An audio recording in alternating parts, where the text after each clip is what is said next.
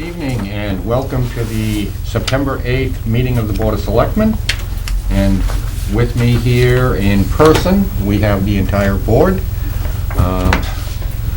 Megan Birch-McMichael, Cortni Frecha, Jim Salvie, Ellen Sturgis, myself, Tom Ryan, and we also have our new town administrator, Deb Dombrowski, and we have our administrative assistant, Maureen McKeon.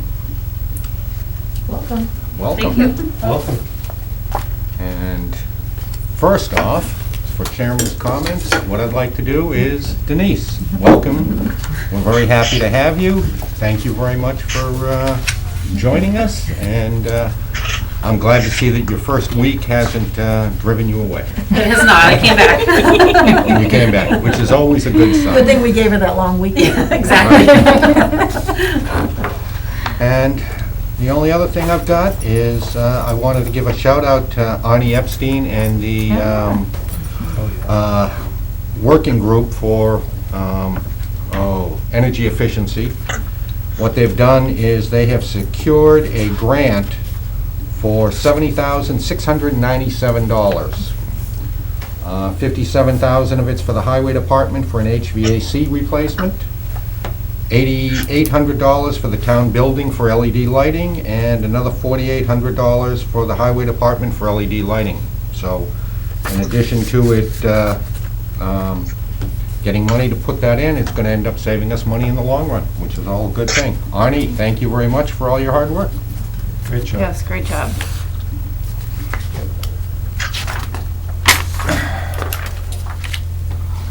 And next, we have meeting minutes, and we have two sets of minutes. Maureen, thank you for getting those done. Yes. First up, we have minutes of 8/11/2020. And do we have any comments, amendments, anything? I didn't have anything. Nothing? Nope. Might we have a motion then? I move we accept the minutes of August 11th, 2020 as drafted. I second. All in favor? Aye. We won't have to do roll calls tonight since we're all here. And the other set of minutes we have is 8/25/2020.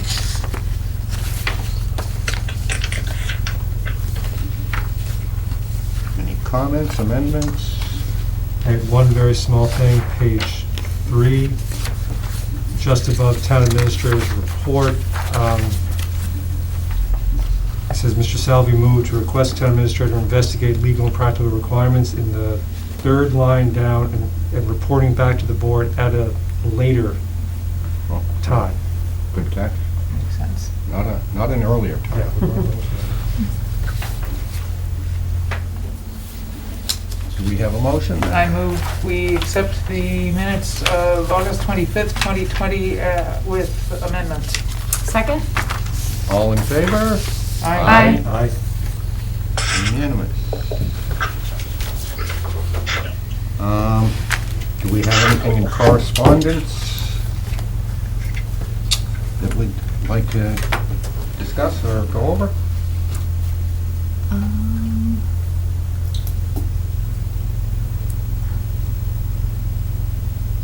I know Arnie's would have been easy, but I already got that one. Yeah.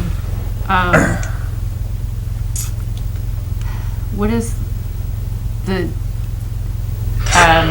GZA report that's in here? The GZA Or report. it's That from is regarding the, the fire academy. Okay. So there Oh, was yeah. water testing done Okay. in the region to see if the PFAS so that's just the spread one that's over to by area there. wells. Gotcha. So it's just saying that. They were good numbers. Yeah, that's Yeah. why, well, that's what I was wondering, Yeah, so yeah, that's they were good. numbers. The only thing was the chart didn't say which houses were in Stowe. I mean, I don't know that Right. road well enough to Right. know, but when all the numbers are good, I figure it doesn't matter that Right. much. A lot of those road names were not still names. Right. I think we probably care if the numbers are good or not. Yeah.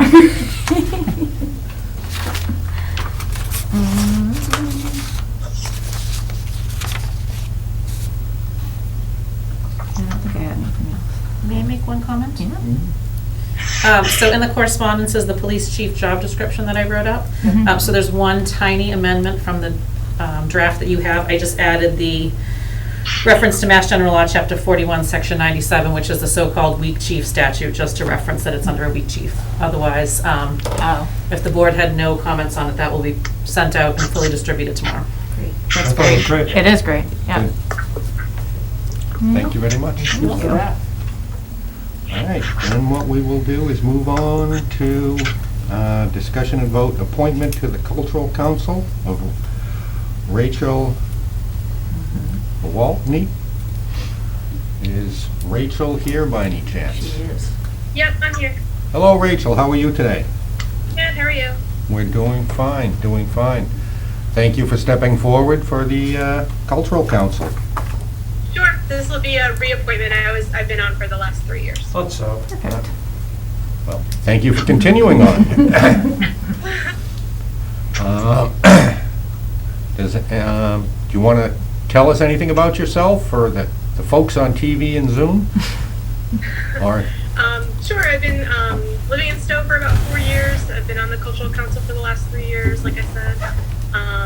I've been working in the nonprofit space for a long time, so I'm very familiar with the importance of these grants for organizations to do the great work that we've done. I think we've seen a lot of wonderful projects happening in Stowe, and excited to continue to work with programs and keep the great stuff going on. excellent, and I'm glad to see that they haven't chased you away, and you're doing some good work. Yes, thank you for staying on. Do we have comments from anyone else? I think it's great. Thank you, Rachel. Thanks. All right, can I have a motion then? On the recommendation of the Stowe Cultural Council, I move to reappoint Rachel Gwaltney to the Stowe Cultural Council for a 3-year term expiring September 8th, 2023. Second? All in favor? Aye. Aye. Unanimous? Thank you, Rachel. Thank you, Rachel. That was painless. Thanks And very much. we much appreciate your continuing to volunteer. Absolutely. And now we're on to something interesting. Mr. Steadman, is you on? Are you on? I do not see. It's got a planning board. Yeah, planning board is probably, well, Scheduled. I know, Because he's on the next 3 things. 3 things. Hang on.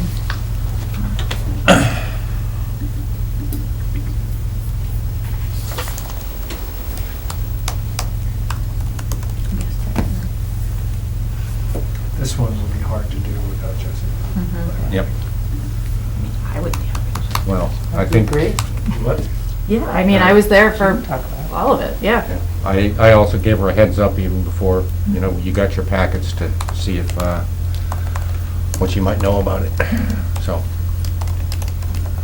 well, I suppose what we could do is Start talking about it. start without him and see what, See if we get stuck. Sure. see if we get stuck, because it didn't look that complicated to No. me. Did you guys have questions about it that maybe I could answer instead of going through the whole thing, or, because I've talked to Lori and to Jesse about it. Yeah.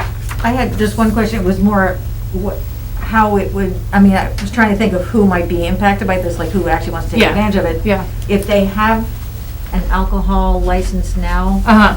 does anything, I mean, is there anything special that happens if they're going outside? So I think, Oh, there's Jesse. We yeah, have- we I have would, Jesse. saved by Jesse. Saved by Jesse. How are you today, Jesse? Doing well, thank you. We were gonna try to cut you out of the, this whole thing. I was gonna try and explain all of it, Jesse, and thank God you Oh, I'm jumped on. sorry I got on. So Jesse, my question was, if a current restaurant has an alcohol permit and they want to go an outdoor thing for this temporary purpose, does that change anything, or is there anything additional they'd have to do? Yeah, so this wasn't contemplated as kind of getting in the way of any of the previous alcohol licenses that anybody might have. I think what I've seen as an example and what seems logical going forward if we were to approach this is to update the alcohol license that they have to reflect a different description of what the premises are. That was something that the former town administrator and I had talked about. And I know that when I was looking at some of the other examples of towns that have used this, they had like another one-pager attached where there was kind of an amendment to that alcohol license. And I'll admit I'm not as knowledgeable on that whole process, but it seemed like it was something that other towns were just updating if it was applicable. Okay. Denise? So my only question on that is, I think that's fine. It would be up to this board as the local licensing authority to determine if you want to use that same application for amending their liquor license. The ABCC, however, though, their order is only until November 1st, whereas this application gives a 6-month window. So November 1st is the latest that you can have an outdoor liquor license at this point. So you might want to make note of that in the documentation. So the thing is, if we, one of the things I saw in here was that it was until the state of emergency is over, or 6 months, or we could put November 9th unless extended by the ABCC. Yes, so the ABCC's wording is November 1st or until the order is rescinded, whichever is sooner. I don't expect the order to be rescinded before November 1st, so that's really what communities are targeting as their date. And that's only for the ones that serve liquor, right? Correct, only if you're amending your liquer license to include the outdoor portion. So Emma's wouldn't be affected by that. Yeah. No, I think it would only be 2 places, right? Nancy's. I think so. Red But Ginger. of course, there and might Red be Ginger. more. Right. There might be more. What about the Stowe House of Pizza? They don't have They alcohol. don't, They don't have a liquor have an license. alcohol license. And the golf clubs. Right. But I mean, don't they already serve out on their patios anyway? Like, I Right, feel like that's yeah. kind of a gray So area they where don't like need- they already. okay. So their licenses may already cover the They outdoor already cover premises. the Right. others, that's true, right, right. Okay. And I wonder if Nancy's does, because they have been doing outdoor stuff for a while. Yeah, they are. They have. And I think they have like a different, I don't know what their license looks like, but I'm assuming it might be a little bit different than the scenario in Lower Village. Yeah, they have pickup. I don't know that they have sit Well, they do now, but. But they she haven't used to had do the like big for setup. Wings and Wheels, they used to Right. have like Well, that's events true. outside, That's so I'm assuming that they Yeah, did, and that was they under served their- alcohol out there. And that was, yes, they did, and that was under their regular liquor license. Right, So, so okay, so it really is. I think we really are talking about Lower Village Right. in this. But yeah, I just having sort of been through this whole process as on the planning board and stuff, this is phenomenally worded and put together, and I think it's something that we can just hand to current restaurants in town right now. It's an easy process for them to fill out, and it's just sort of belt and suspenders to cover us so that and I like that there is an end date on it too, because I know that part of the Lower Village revitalization has been looking at sort of being able to have more outdoor dining and doing other things, and certainly did not plan on a pandemic to be happening right in the middle of all of this planning. So I just want to say thank you to Jesse and Valerie, because I know this is a lot of work that you guys have put into this, and it looks great. Could I ask some questions? Yep. Jesse? Yes. Hi, it's Jim. I just got I have a comment, I got a question, and I got a couple of nitpicky language things. But my comment is, if I understand what you're trying to do here, I think it's a great job. I think it's a very clear policy as policies go. I think the application is very straightforward. You've limited it to 1 page, which is just terrific. And I'm assuming that part of the rationale here is to try to get businesses to comply with the existing regulations, yet streamline it as much as possible. My question has to do with enforcement. Who exactly is the enforcement officer? I wasn't clear about that. So, if it's a selectman license, good question. I don't know if the selectmen would assign somebody under other licensing procedures. I would imagine it probably depends a little too on what the nature of the issue is. It may be something that the fire department would need to handle prior to going to a selectmen's meeting, for instance. If the Board of Health may have some specific requirements that it may be looking at. So, good question. I don't know legally where it would fall if it was something that was, wasn't an immediate concern. I think before we enact it, we should be clear on whoever that is. I don't have anybody in particular in mind, but my second question is related. I'm assuming here that existing businesses are not grandfathered in any sense, that they'll have to apply even for their existing arrangements if they have outdoor dining already? That's right.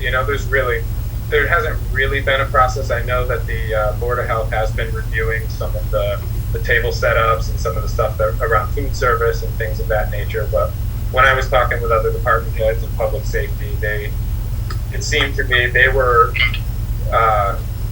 relieved to have something that they could actually look over, because they felt that they just really didn't have a clear sense of what somebody may set up and what it may look like, specifically around potential for using tents, and as it gets colder, heating systems, things of that nature.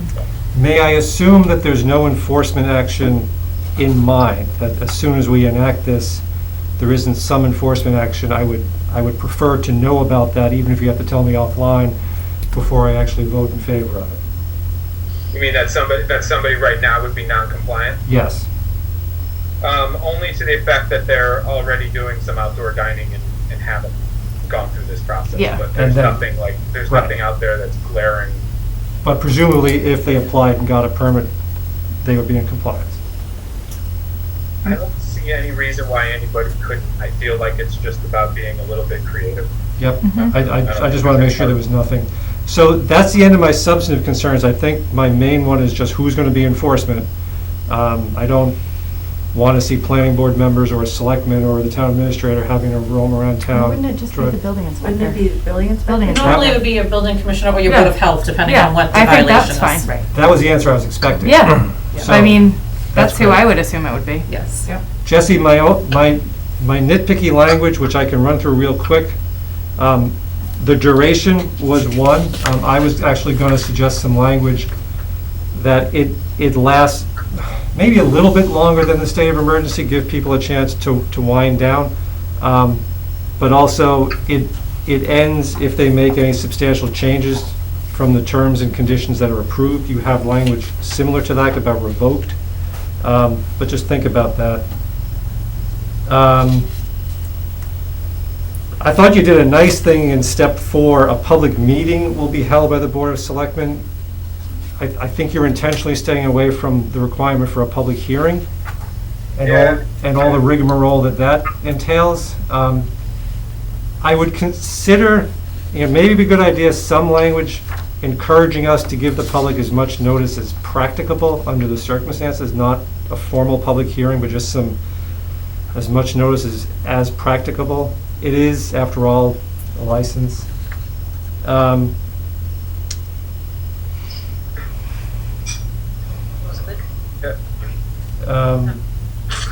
You've got language in number 2 under required information for application about to acknowledge that any other businesses sharing the space will not be negatively impacted. That's a little broad. Somebody, Dunkin' Donuts could be negatively impacted from Emma's outdoor dining because it hurts their business. I think you're trying to say that the arrangement won't interfere with the conduct of a neighboring business. Or block Yeah, access. yes, that is the intention. That sounds better. Along the same lines in 4F, describing efforts to maintain accessibility. I'm with you in spirit, absolutely. But then you specifically mentioned some regulations. Those regulations are highly detailed, and either they apply by virtue of state law or they don't apply, in which case you don't want to incorporate them by reference.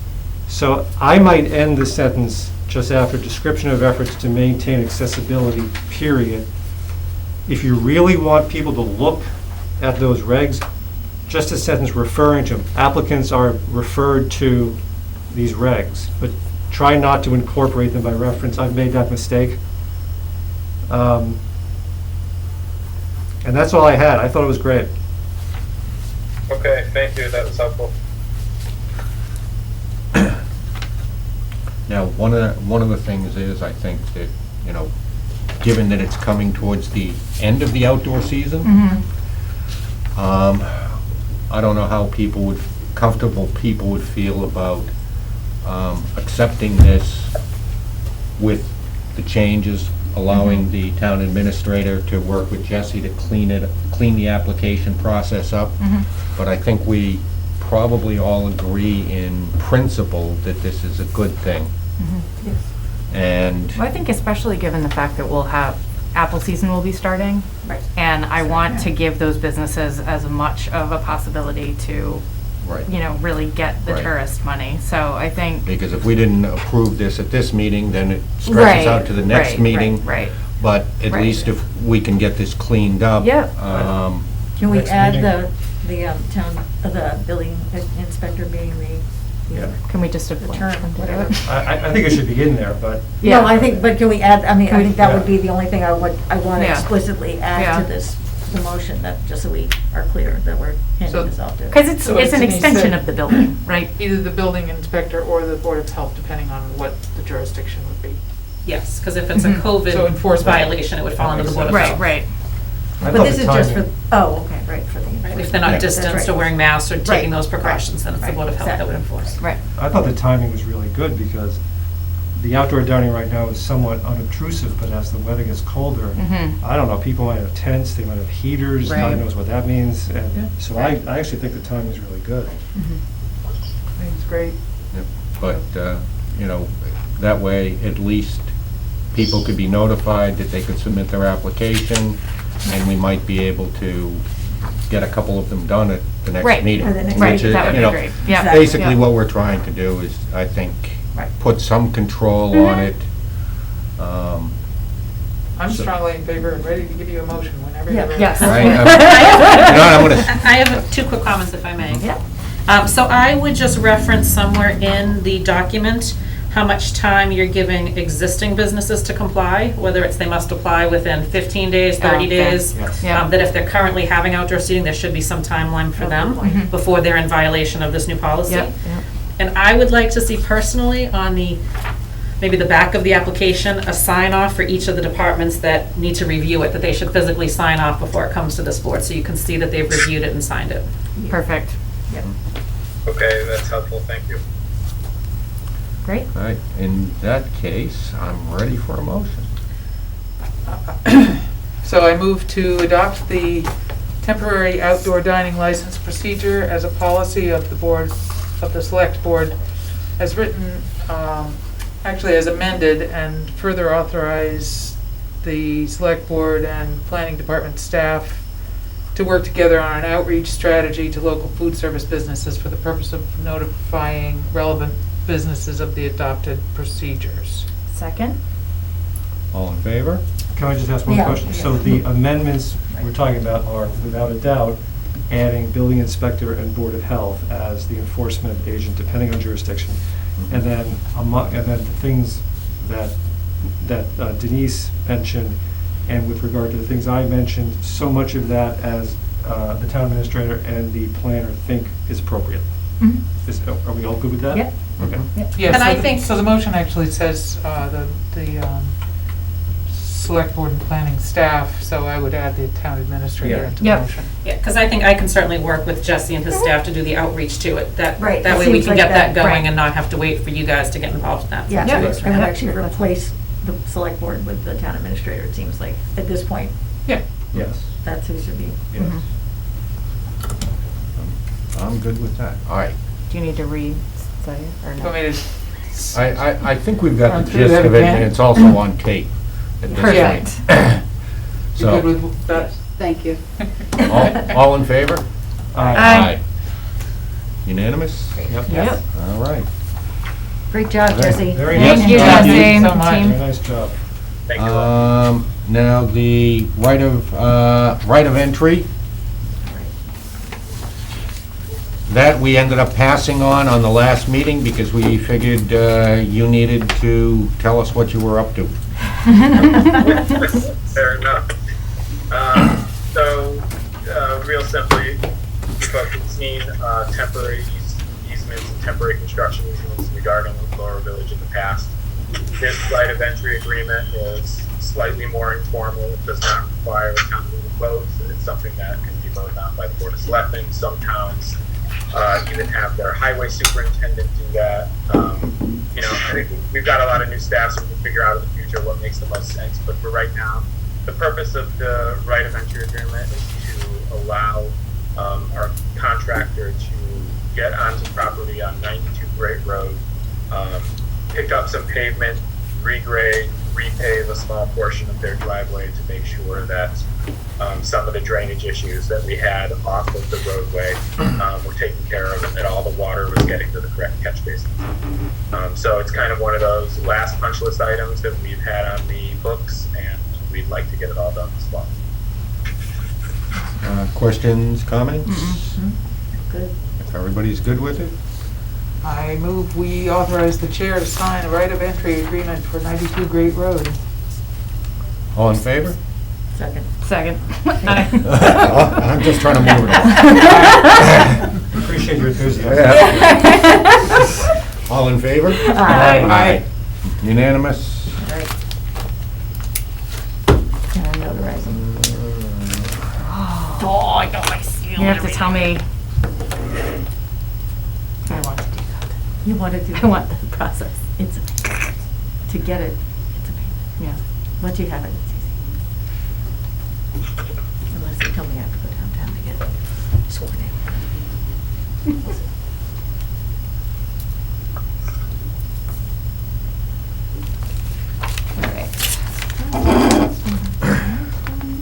Oh, yours? I'm notarizing. You're notarizing it. Save Linda a chance to actually go home. Yeah, if you had that. I was gonna say, I was ready to Now I'm hold like, it up. I want one of those. Yeah, notarizing Rob's signature. No, it's No, he just just signed it. his signature. The first one's The already first one's notarized. already notarized. I see. I was ready to hold it up so Linda could see. Mhm, Yeah, yeah. I did sign There it. you go. All right, we're good. We can move on. I just All understand. right. And the last part for you, Jesse, is the intermunicipal agreement for regional housing and consultant services. So just a quick recap here.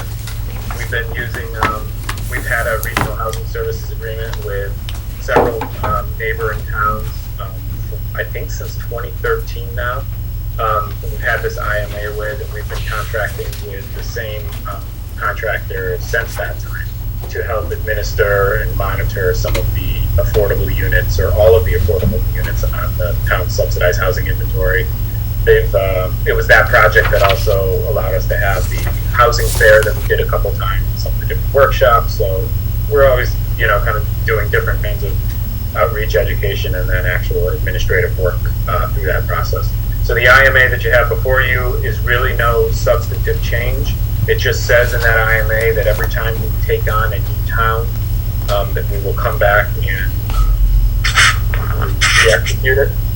So the town of Lancaster is looking to come on board.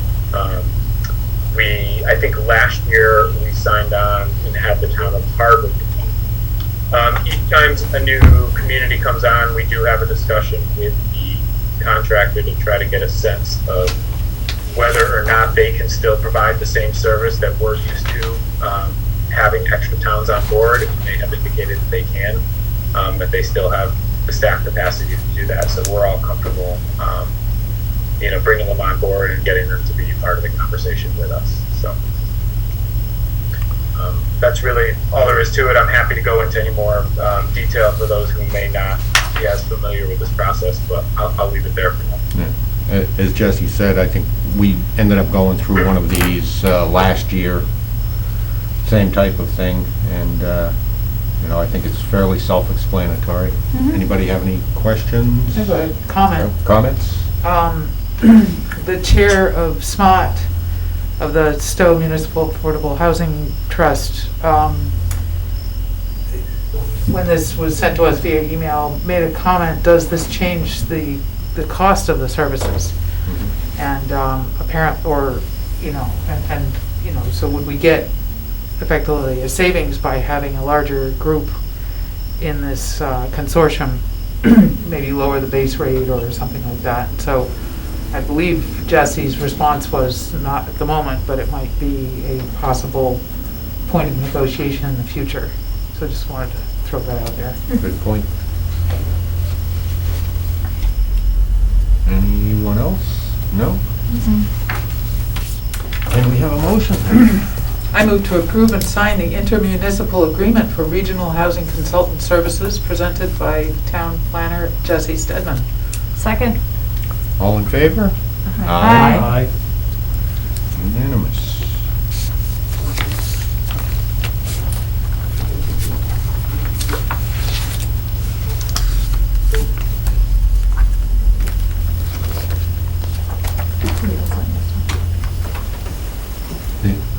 Maureen, we just have to sign one, right?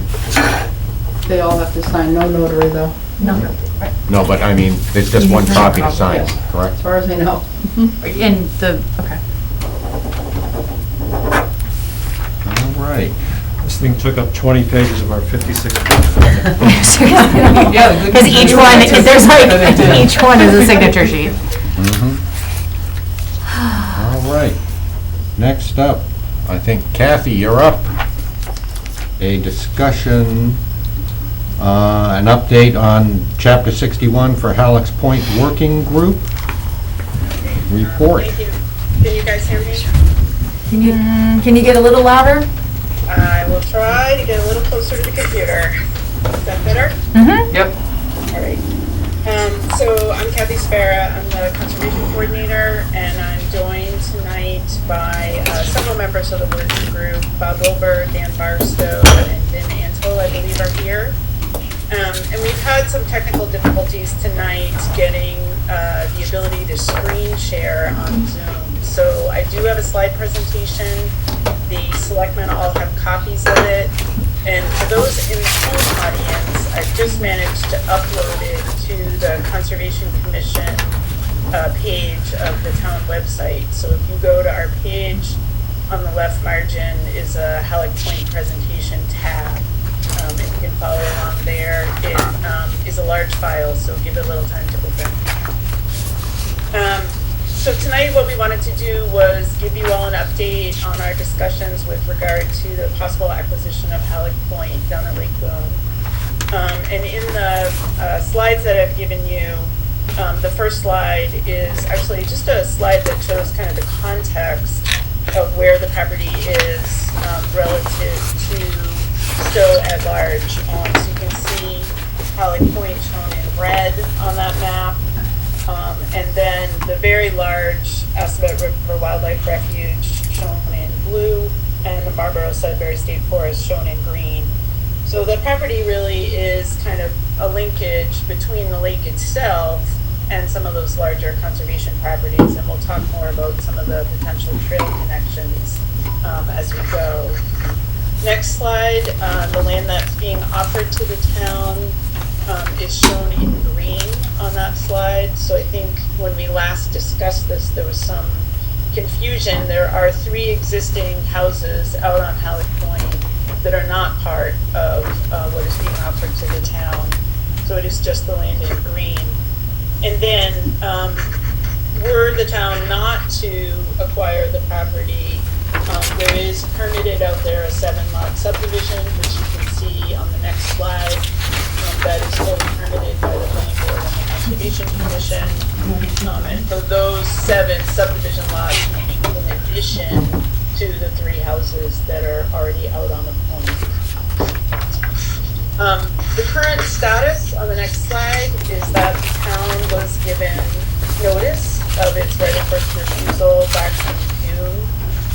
The purchase price for what is approximately 14 acres is $1 million. And as you all know, our 120-day time clock within which we are required to act was extended by the legislature and now begins 90 days after the end of the COVID state of emergency, once that state of emergency ends. So that's obviously a bit of a question mark still.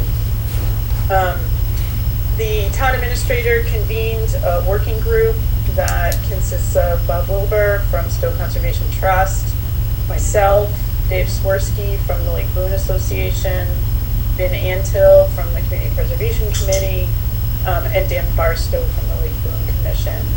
And we've been meeting pretty regularly during the last couple of months, and really beginning to think about whether and how and why the town might purchase the property. So I wanted to talk a little bit about that, give you a little bit of a virtual tour of the property, and talk about some of the attributes that make this land appropriate for conservation. And would that you could see the photos on the big screen, but alas. I think that maybe to state the obvious, one of the defining features of this property is that it is a peninsula that juts out into Lake Boone. And so it has about a half a mile of shoreline on the lake, and is really located in what is the most quiet and wildlife-rich habitat section of the lake in between the third and fourth basin. And it also has frontage on Sudbury Road, more than a quarter mile of wooded frontage along Sudbury Road, which is really a nice gateway for people coming into town, and in some ways very similar to the situation that we have on South Acton Road when you come into town and you've got that long stretch of wooded frontage that kind of says you've arrived in Stowe.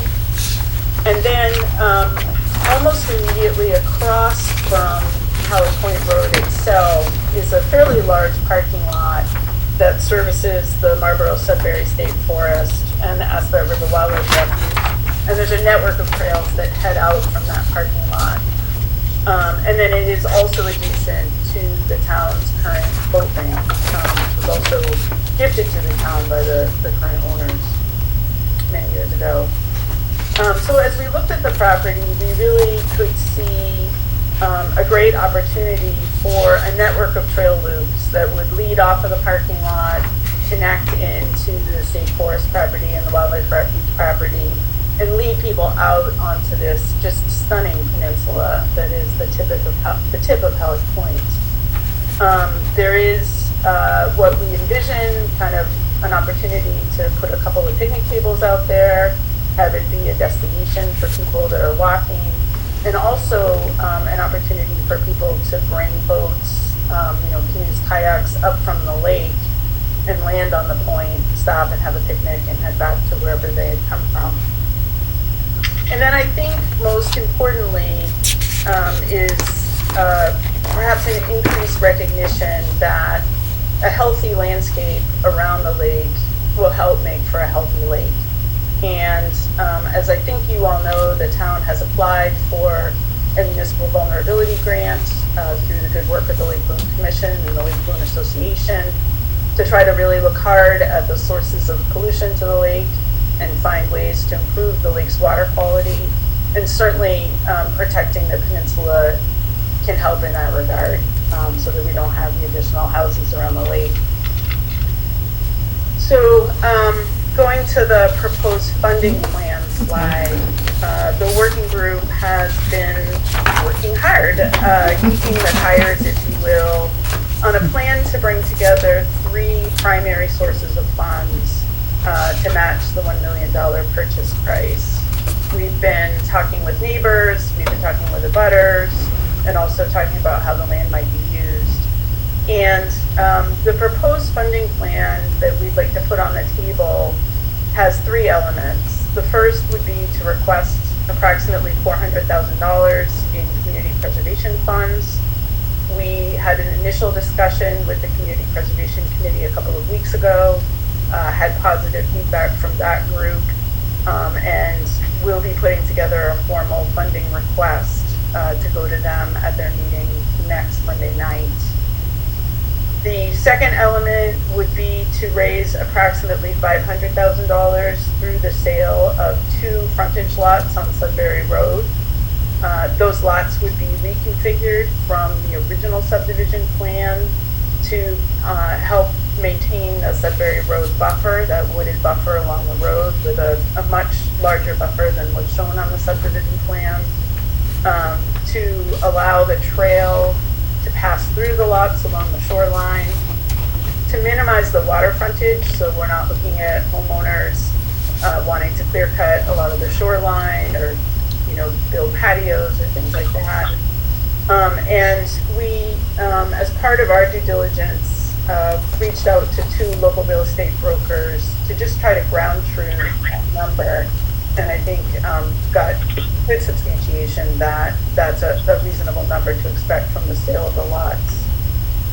And then the third funding element would be to raise approximately $150,000 in private funds through a partnership between the Lake Boone Association and Stowe Conservation Trust. And if you're doing math in your head, you say, well, that's a little more than $1 million. And I think our thought is that we wanted to have some flexibility, and that we also were going to try to raise some funds for the Healthy Lake Initiative on the assumption that we're likely to get the municipal vulnerability grant. So we would really tie together the 2 projects in a bit of a joint fundraising effort. And then lastly, the cost of the survey that we would need to do for the 2 lots, and then any other due diligence would be borne by the Conservation Commission out of our conservation fund. The next slide is a concept plan that we put together that kind of shows how the land might be used, where the town to acquire it. And on there, you can see there are actually 2 parking areas. One is the River Sudbury State Forest lot that I mentioned, and then the other is at the boat ramp itself. There is a network of trails on the other side of the road from Hallock Point that leads off into public land. And then what we designed was kind of a couple of interconnecting trail loops that would skirt the perimeter of the property, and then ultimately lead people out to the point where there'd be a couple of picnic areas. And you can see on this plan on lots 1 and 2, those are the reconfigured lots, obviously subject to a final survey. The expanded buffer that would be along Sudbury Road would have trail easement through it, and then there'd be also a trail easement along the shoreline on lot 2. Last but not least, kind of looking ahead, as you all know, we have scheduled a site visit for the Board of Selectmen this coming weekend. We're looking forward to taking you out there. The Community Preservation Committee, as I mentioned, is meeting next Monday to look at a proposed warrant article and a request for funding. As part of the Chapter 61 process, the Board of Selectmen is required to hold a public hearing before they vote to exercise. And our recommendation, assuming you're willing to move forward, is that you schedule that public hearing at one of your October meetings. We would then proceed forward to town meeting, and assuming a positive vote at town meeting, you would vote to exercise your right of first refusal. Mechanically, you would actually open the public hearing, hold it, and then continue it until after town meeting, so that at that second hearing, you would actually vote to exercise, knowing that the funds were in place. And then we would proceed forward to closing. In the meanwhile, we have a lot of work to do. Some of the members of the group working on private fundraising, looking for a developer partner who might be interested in purchasing the 2 lots. And then just some more detailed trail and site planning and outreach to residents of the lake. So that's the end of my kind of formal presentation. I don't know if any of the other members of the group wanted to add anything before we get into discussion. Yeah, this Dan? is Dan Barstow, member of the Lake Boone Commission and a representative on this planning group. I wanted to underscore the importance of the health benefits for the lake. As you may recall, we've had increasing problems of algae, including getting to the point where we had to shut down, the Board of Health had to shut down the town beach for a while. We've had eutrophication and other issues over time. We initiated last year an informal plan to do a much more detailed analysis of factors affecting the lake. We call this the Healthy Lake Boone Initiative. We're working very closely under the leadership, really, of the Lake Boone Association, and I see that Dave is here. A number of local residents, Kirk Westfall and Dave Gray in particular, have already done a fair amount of work, and it's clear that we need to do some work to maintain the health of the lake. Without going into the details, we have submitted an MVP proposal to the state for setting up a more formal process. We also have recognized that this piece of land is crucial for maintaining the health of the lake. It's a very fragile component, and just the influx of residents there and so on would really be a problem. That's why we think this is a high priority from the perspective of the Lake Boone Commission. We unanimously support this initiative. And coming in, sorry, David Swirsky, President of Lake Boone Association. I apologize for coming in late. I did know what Kathy had presented, and I just want to, just underscore, the growing up on this lake for myself. I mean, seeing this area here as the last natural part of the lake, it would be a shame to see it go. And as something was mentioned earlier, the Cattell Estate is another property being sold in that area. Between both of those properties, it's like 50% of the shoreline. So it really means a lot to try and preserve this area.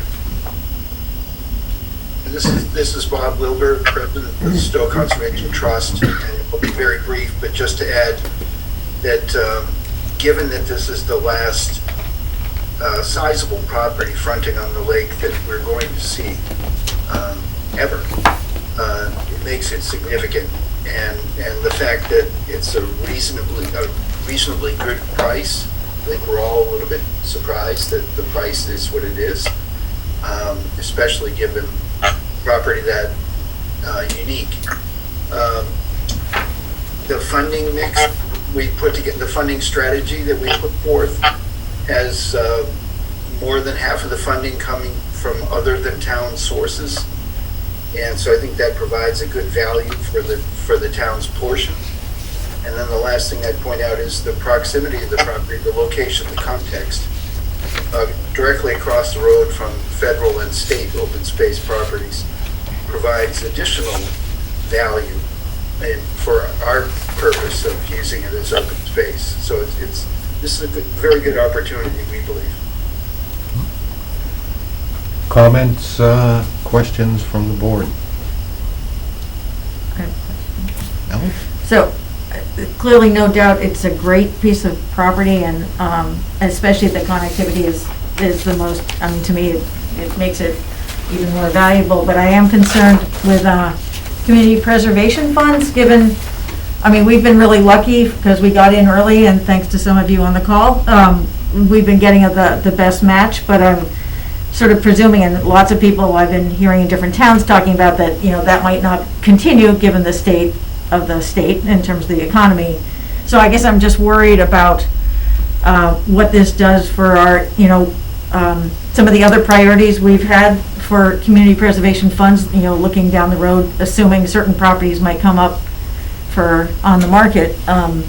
Are we going to have the funds to do some of those that we've known about? And this one, as far as I know, this wasn't on the list initially, not like the golf courses and the large farms. So I guess I'm just wondering, I know, and, Bob just said, we're raising, you're raising half of the cost from non-CPC funds, but I am concerned if there's any chance we can find other sources, just because I'm worried about community preservation funds running out, and we're going to have the big deals coming up any day now. So I just wonder, I guess maybe that's a question for CPC members, what that conversation's been like. I can speak to that. Courtney? No, I don't have my camera set up, so. Oh, goodness, It looks like Vin. Can you speak? Can you hear me? Barely thin. Pardon? As loud as you can. Okay. That's better. So, we recently had, a printout of our CPC, available funds right now. And we're doing really well. I mean, now we have the 4,700,000 available. Open space budget is at 244. Historic preservation at 192. This is and affordable housing at 696, and undesignated funds at 3,500,000. So I know that we were all very happy about that at the CPC.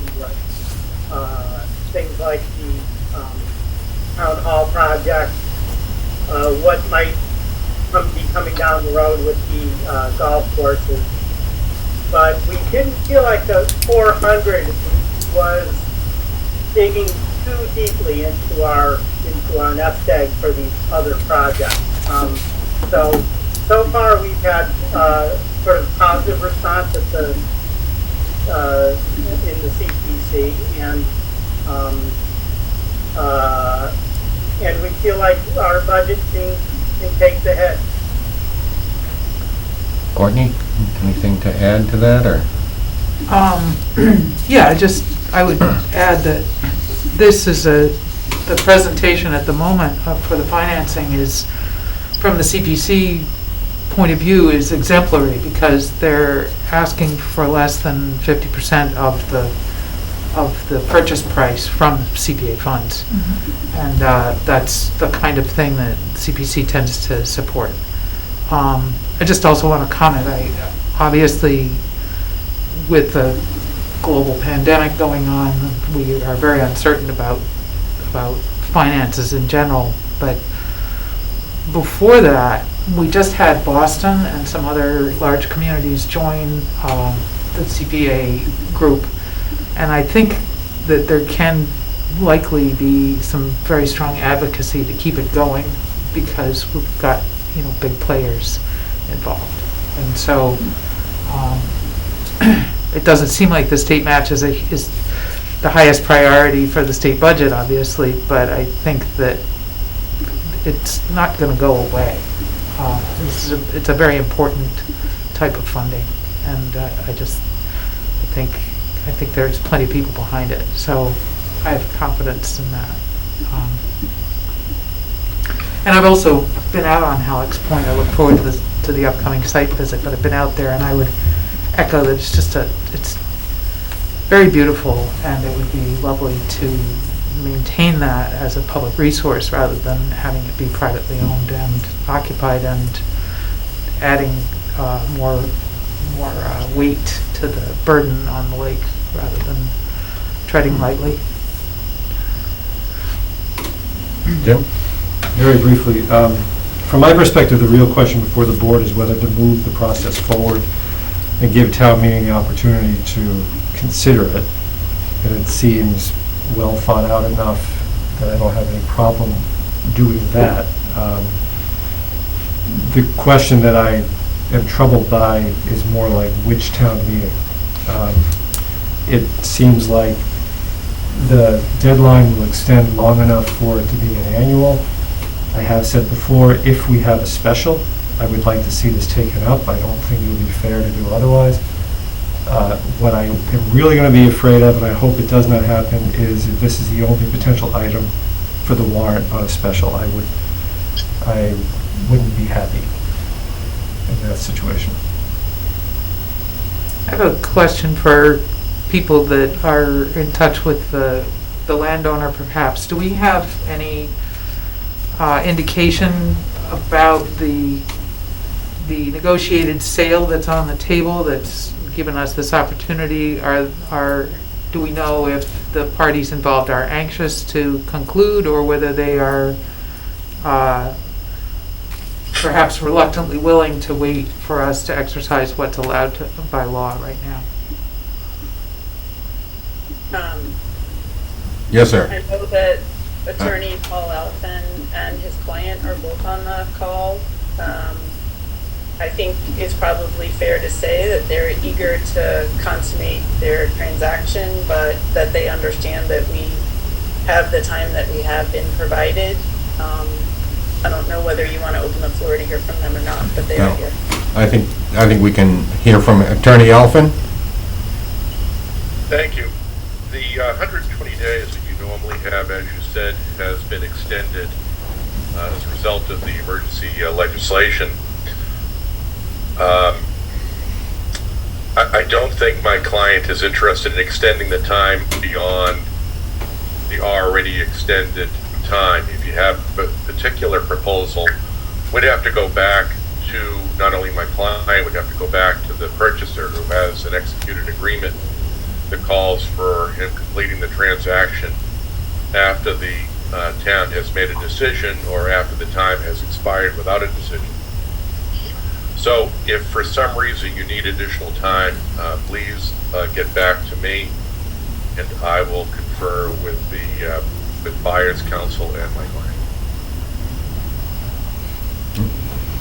I think on behalf of the team that's been working on this, at this point, we're not looking for more time.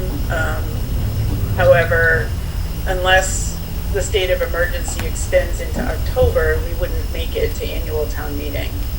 My guess is the state of emergency will last into October. I think if there is going to be a special town meeting in the fall, we are eager to move forward so as not to lose momentum. But we wouldn't, and this is speaking for myself, but the group did discuss it, I don't think we would push for a fall town meeting just on this issue, particularly given the COVID challenges of holding town meeting. In a normal year, sure, but this is not a normal year. I'd also like to add that in any case, we want to begin the private fundraising side. That's an important piece of the puzzle. We want to make sure there's progress on all fronts. So we don't want to wait until there's a town meeting or further action. We'd like to begin that, and Bob Wilbur, maybe you can add to comment on that. You kind of spearheaded that work, but we do want to begin that private fundraising soon. Well, I suppose one thing from my perspective is, Kathy, do you guys all feel that you will be ready for, I'll say, a late November, early December town meeting, should we have one? Yes. And, other than that, I think it really, to Jim's point, is whether we continue with this or not at this point. And we'll end up having, we still don't know whether we're going to be having a town meeting in November or December yet. So, I think that if we have one, I'm probably inclined, as Jim is, to try to fit it in if it makes sense, rather than, move it out to the annual. But no guarantees at this point. That's just my perspective. But, you're being ready for it. Should it come up, then it can be discussed. But I would say right now, we're not going to pass on our right of first refusal. We'll continue the process. That seems to be the consensus. Yep. So, I don't think there's any vote needed at this point because we're just continuing on from what we had before.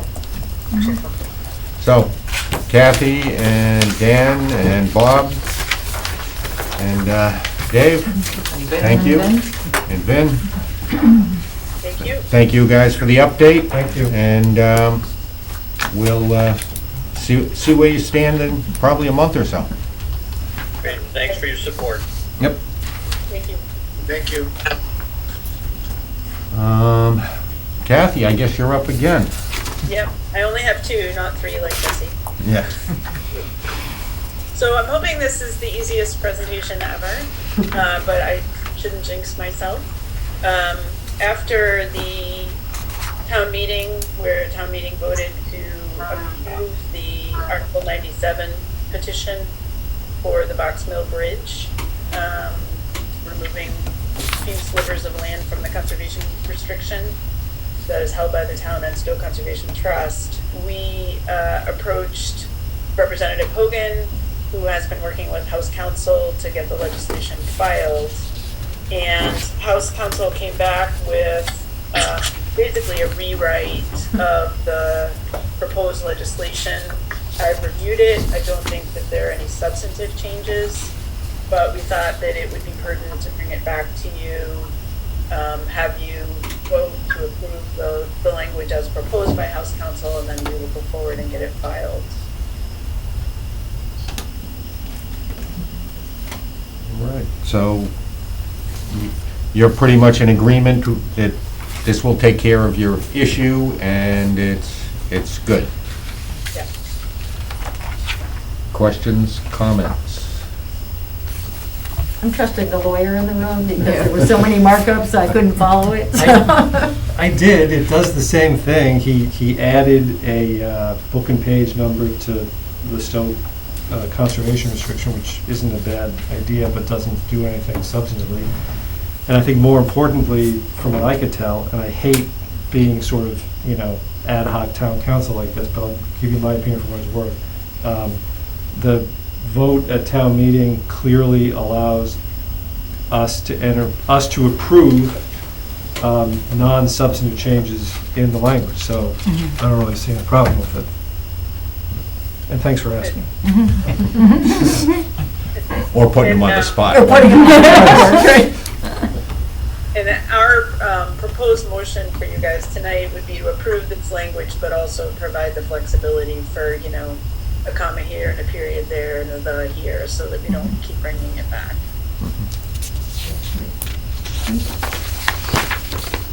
Any other questions or comments? Fine job, Kathy. How's that?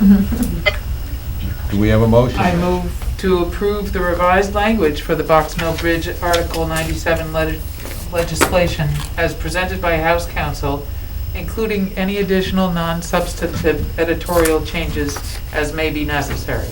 Second. All in favor? Aye. Unanimous? All right, thank you, Kathy. And we have a discussion and vote on hiring a temporary laborer for the highway department. Steve Nadeau, are you there, sir? I'm here, Mr. Chairman. Can you explain to the board what you're up to, sir? The members of the board, we promoted, if you remember, last session, Colin Toronto from a temporary position to a truck driver or laborer's position. That left me open the temporary position that one of my men is deployed currently in the Army. This would backfill his position while he was temporarily gone. We had a couple of candidates reach out to us when we first posted. I did get one application back. The other two found other jobs and decided to see where those led. So I recommended to them Jerry Farmier, who I interviewed along with Brian Toronto and Ben Healy. We felt that he came to the table with background from the vocational school, with automotive and the safety aspect for OSHA 10, that the rest of the stuff that and having knowledge, we would be able to teach him and bring him up to speed in a very short time after reaching out to his employer that got laid off during COVID at one of the Toyota dealers. So that's where we stand on this. And I recommend to the board that we hire him for a temporary position, backfill, and then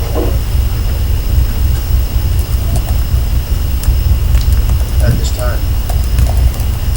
Denise, any comments? Nope. Nope. I know I'd talked to Steve about this before, and again, he mentioned he's shorthanded, he's been having trouble filling positions.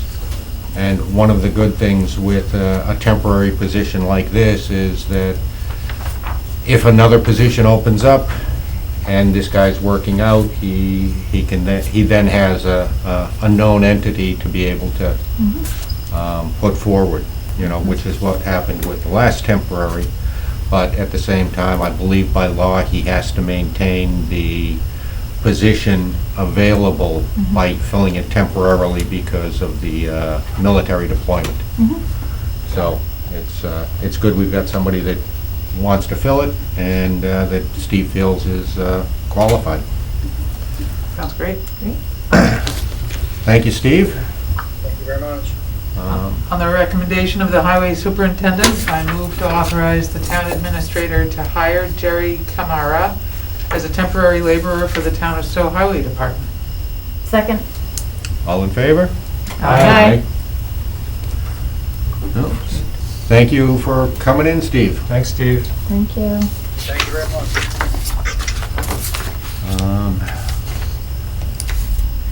My guess is you guys didn't really think we were going to be seeing decibels again. No. But what I did is I kind of wanted to put it on the agenda so that we could actually close it out and Great. bring up another issue. Talking to Maureen, I think you guys have seen that they really don't need a special permit from us. So that's taken care of. At the same time, they've also cut back on their planned function a little bit after consultation with the Board of Health and the health agent and all of that. But one of the other things that, so really they haven't needed it for a while, but I believe that when it first started out, they didn't have a liquor license there, so we gave them and they kept coming back every year.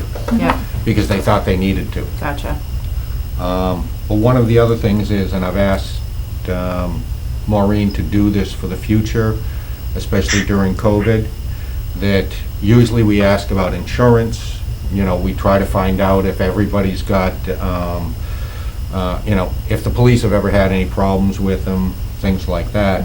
But during COVID, I've now asked her to get an opinion from the Board of Health and the health agent to bring forward with any temporary licenses. Perfect.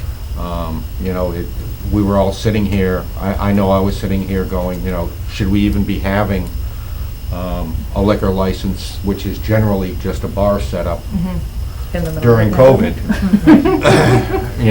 when you can't go to a bar. Right.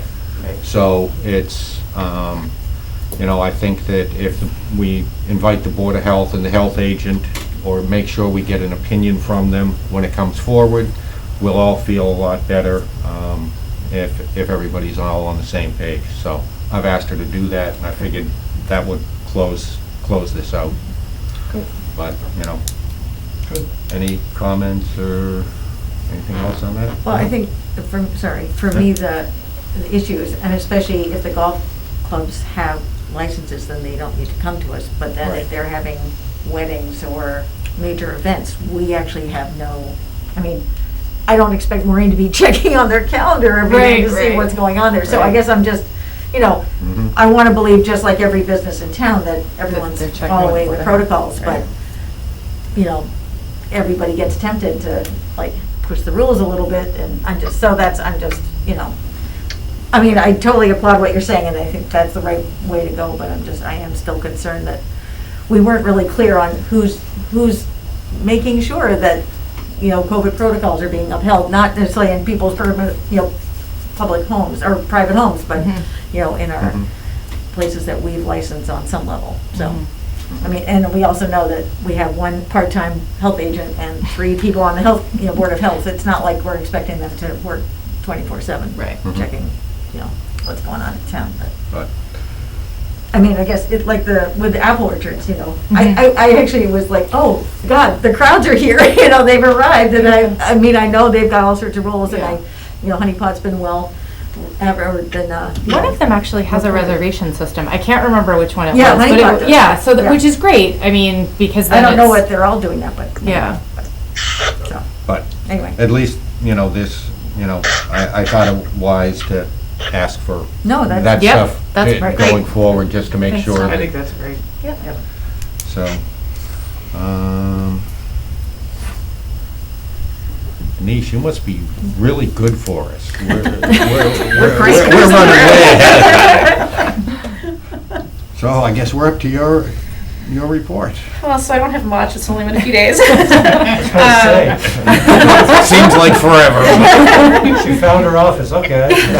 No, I am getting acclimated. I've set up meetings, I've reached out to all department heads to set up individual meetings.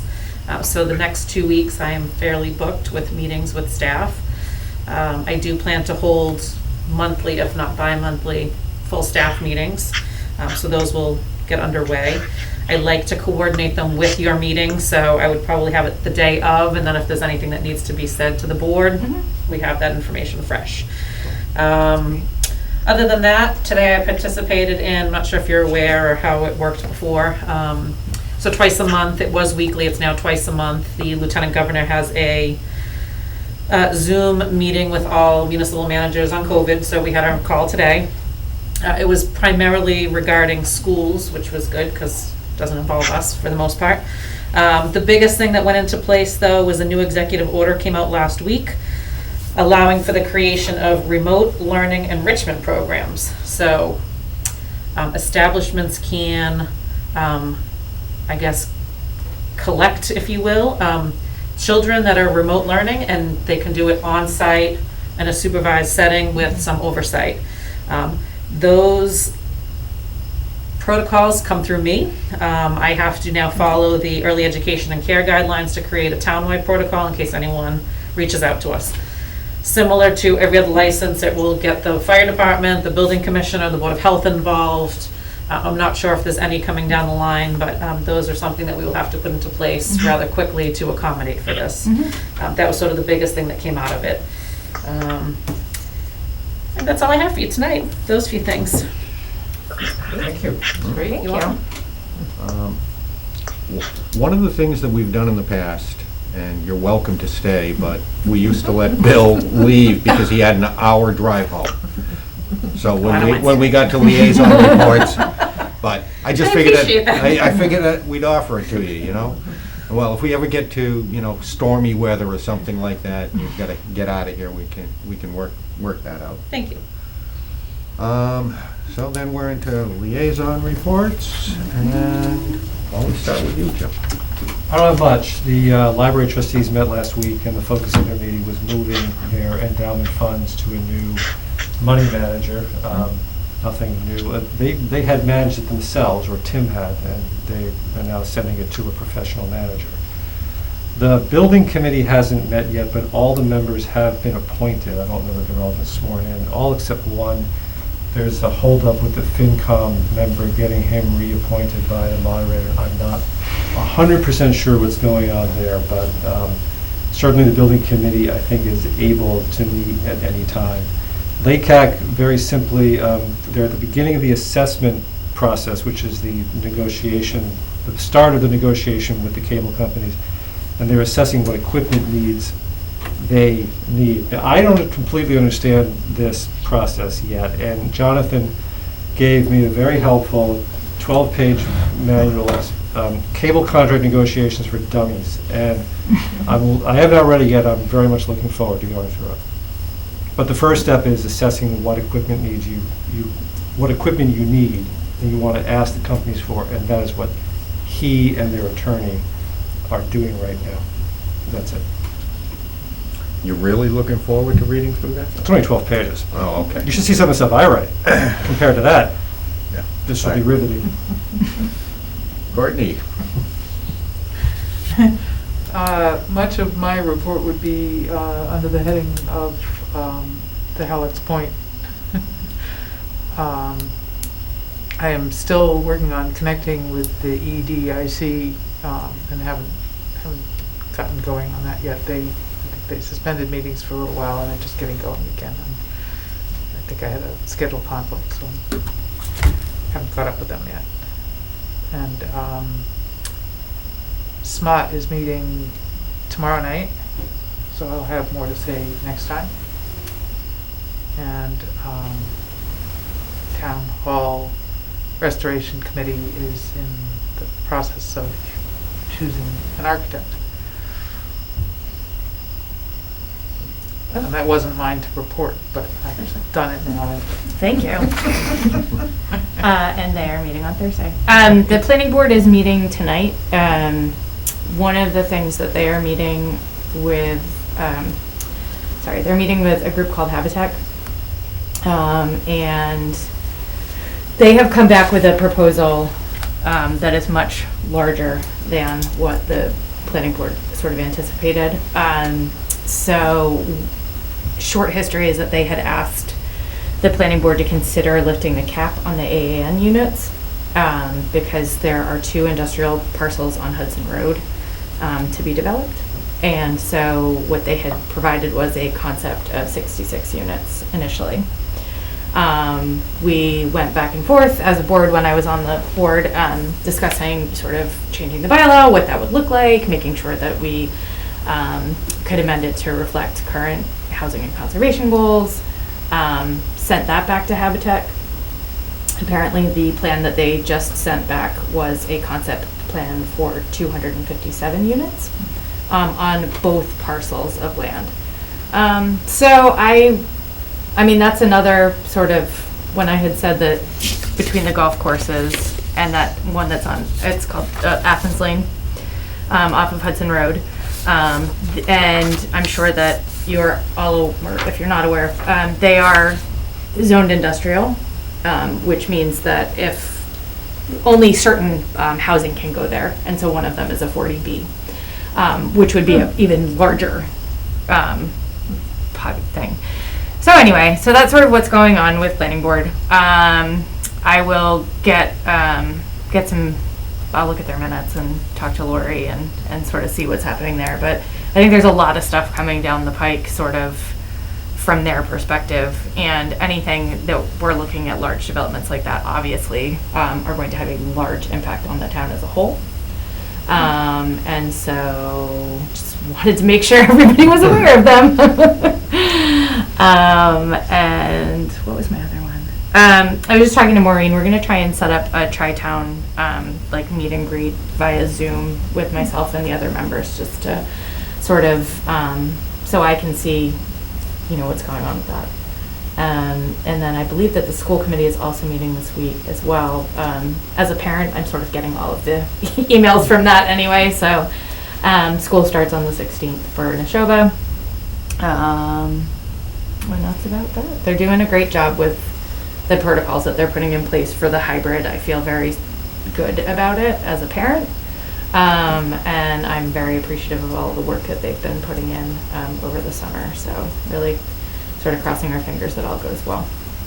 Can you, for those of us who don't have kids, yes, sorry, anymore, they just, in a nutshell, the model that they're going, and is it the same from K all the way to the high school? So no, so the high school has opted to go fully remote. I think the idea was that because the high school, we're a regional school district, because they'd be pulling from 3 separate communities, it made more sense to do it remotely. All of the, I'm not sure about the middle school, because the only people that I know at the middle school are actually choosing to go remotely. Parents were given the option for the elementary school, however, to either go full remote or to do a hybrid model. So if you're full remote, they actually have separate teachers. They're in their own little fully remote classroom and are having some kind of time with the teachers every day, and synchronous learning is what they're calling it.